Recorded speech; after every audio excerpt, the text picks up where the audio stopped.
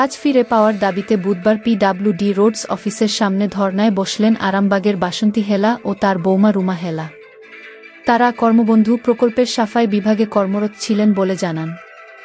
অভিযোগ, 2024 সালের জুন থেকে বেতন বন্ধ এবং সম্প্রতি কাজে বাধা দেওয়া হচ্ছে। রুমা হেলার দাবি, দিদিকে বলতে অভিযোগ জানানোর পরই তাদের কাজে রাখা হচ্ছে না। দ্রুত সমাধান না হলে কঠোর পদক্ষেপের হুঁশিয়ারি দেন তারা।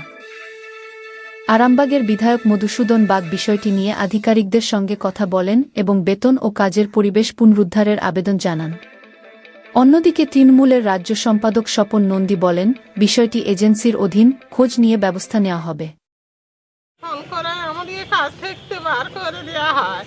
এই রকম আরো দুবার আমাদেরকে অসম্মান করে বৌমাকে আমাকে। আমি বাড়িতে কোনো বৌমাকে বলেছি বাড়িতে জানাবে না এইরকম অশান্তির ভয়ে, আমরা বলিনি। দুবার আমাদেরকে অফিসের লোকের কাছে আমাদেরকে অসম্মান করে। আমি বাড়িতে বলিনি যাতে এইরকম জুট যাওয়া না, চুপ মেরে যা। এইরকম সাহেব আমাদের সাথে একভাবে এইরকম ব্যবহার করে যায়। তারপরে বৃহস্পতিবার দিন বিকাল 4টের সময় আমাদেরকে অফিসে ডাকে স্যার। তা আমার স্বামীর অবর্তমানে আমি আমার ছেলেকে নিয়ে অফিসে আসি। আমি বললাম বৌমা শরীর খারাপ, বৌমা আসতে পারে না। আমি একটু কানে কম শুনি যে স্যার কি বললে দুবার জিজ্ঞাসা করা যাবে না, ওই জন্য ছেলেকে নিয়ে আসি। ছেলেকে নিয়ে যখনই গেট খুলে স্যারকে বললাম স্যার আসছি, যখনই ঢুকেছি তখনই আমার ছেলেকে বলে তুমি কেন দিদিকে ফোন করেছো, হ্যাঁ তুমি কেন দিয়েছে যাচ্ছে, তো এভাবে অপমান করে। পরে আমাকে আমার ছেলেকে ঘাড় ধরে বার করে দেওয়া হয়। কি চাইছেন? হ্যাঁ কি চাইছেন এখন? কি চাইছেন? কি এখন কি করতে চাইছেন? এখন কি করতে চাইছি, আমাদের কাজ আমাদেরকে ফিরিয়ে দেওয়া হোক। আমরা কাজ আমাদের কাজ আমরা করবো। আমি এই 30 বছর কাজটা করছি।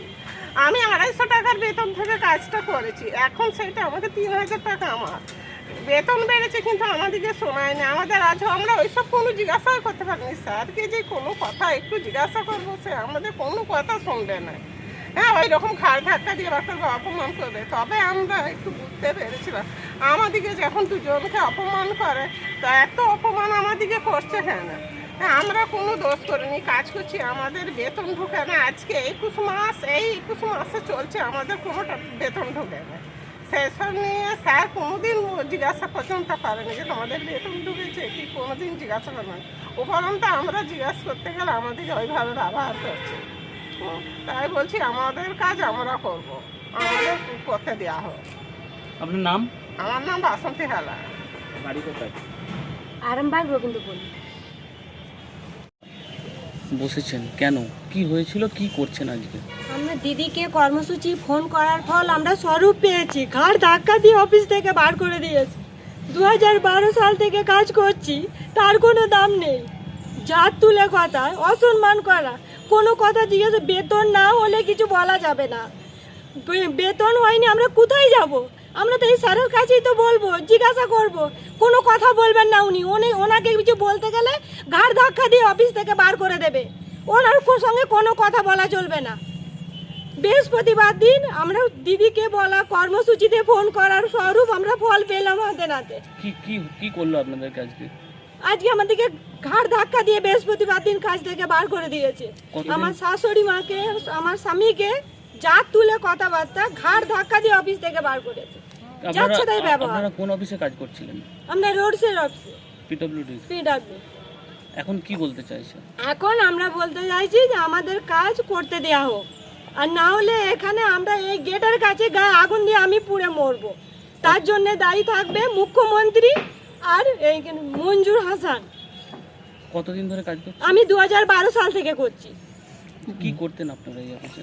আমরা এখানে সাফাইয়ের কাজ করি। এখন কি বলছে অফিস? এখন অফিস বলছে আমি ওই দিদিকে বলা কর্মসূচি ফোন করার পর এখানে জানা বেতন ঢোকেনি 2 বছর। 24 সালের জুন মাস থেকে বেতন পাবো, তাহলে আমরা কোথায় যাব?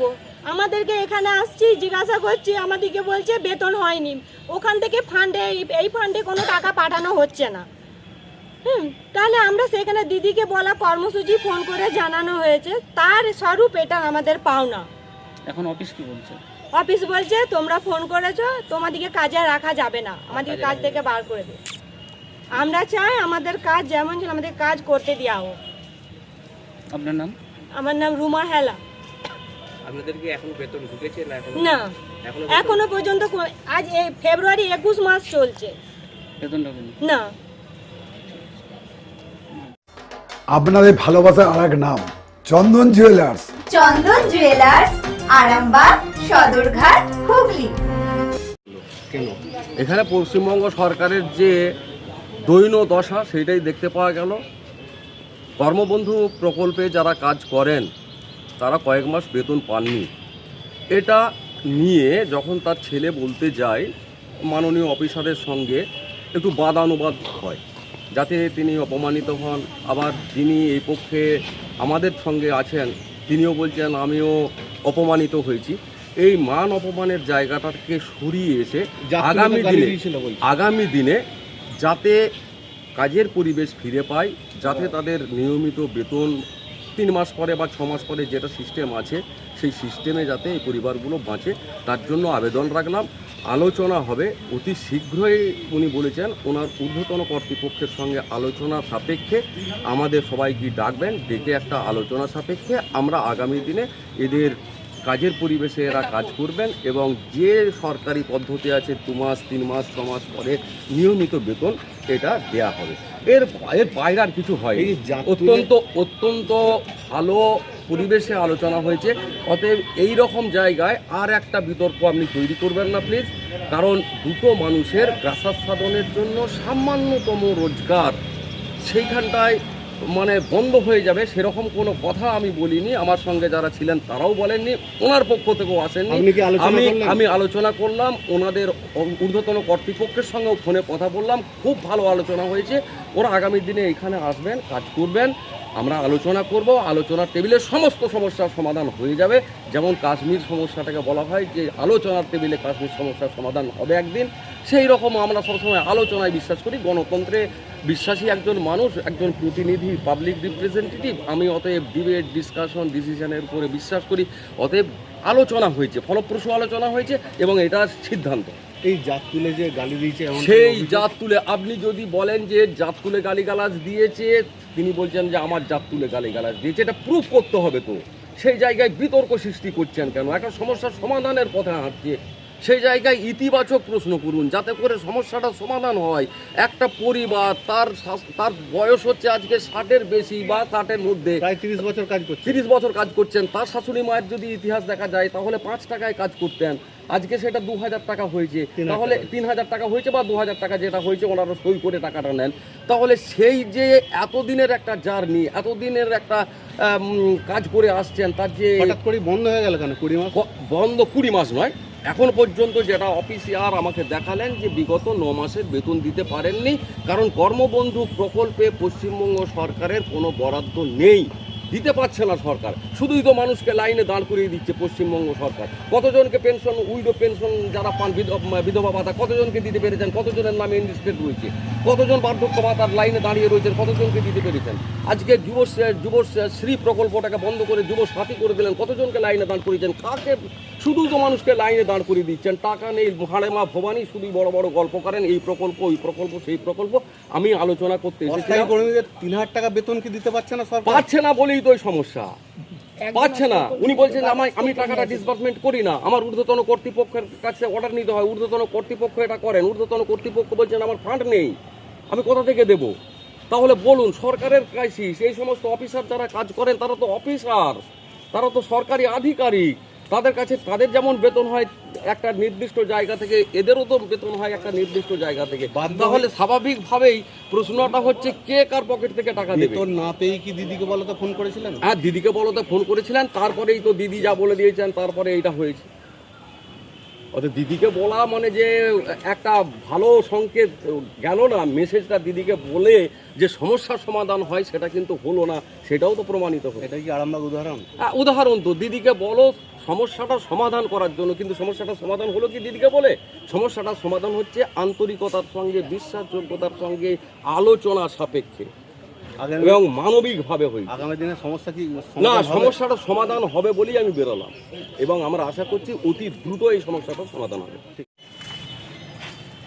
আগে যাচ্ছে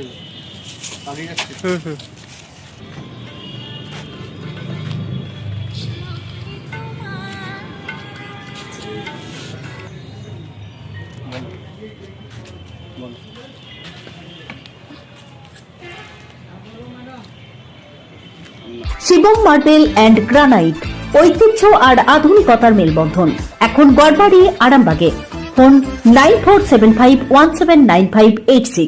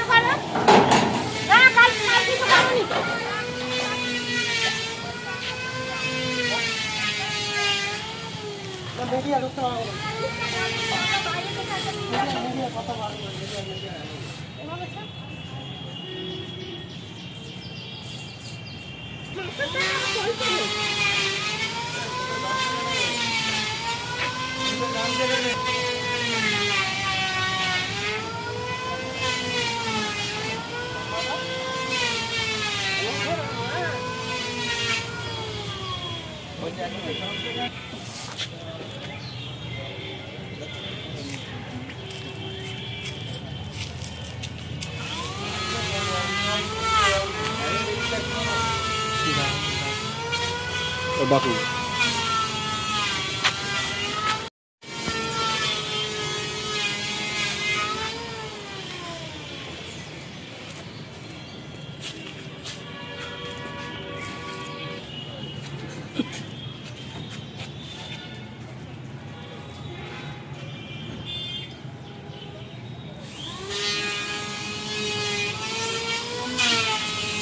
চুড়ি, তুমি নারীর প্রিয় সব উৎসবে।